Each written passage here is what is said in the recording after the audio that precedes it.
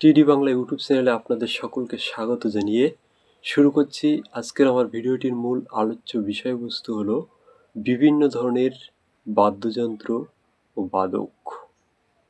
এই টপিকটি বিভিন্ন প্রতিযোগিতামূলক পরীক্ষার একটি গুরুত্বপূর্ণ স্ট্যাটিক জিকে টপিক। চলুন ভিডিওটি শুরু করা যাক। কোন ধরনের ব্যক্তি কী ধরনের বাদ্যযন্ত্রের সঙ্গে সম্পর্কিত? আল্লাহ রাখা খান, জাকির হোসেন, সুখবিন্দর সিং এই তিনজন ব্যক্তি ছিলেন বিখ্যাত তবলাবাদক। পণ্ডিত রবিশঙ্কর ও বিলায়েত খান এই দুইজন ব্যক্তি ছিলেন বিখ্যাত সেতারবাদক। হরিপ্রসাদ চৌরাশিয়া ছিলেন একজন বিখ্যাত বাঁশিবাদক।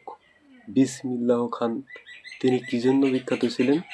তিনি ছিলেন একজন বিখ্যাত সানাইবাদক। আমজাদ আলী খান কী জন্য বিখ্যাত ছিলেন? আমজাদ আলী খান ছিলেন একজন বিখ্যাত সরোদবাদক।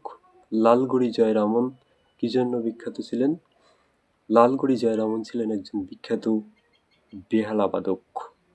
রাজনা স্বামীনাথন কী জন্য বিখ্যাত ছিলেন? রাজনা স্বামীনাথন ছিলেন একজন বিখ্যাত মৃদঙ্গবাদক। ইমানী শঙ্কর শাস্ত্রী কী জন্য বিখ্যাত ছিলেন? ইমানী শঙ্কর শাস্ত্রী ছিলেন একজন বিখ্যাত বীণাবাদক।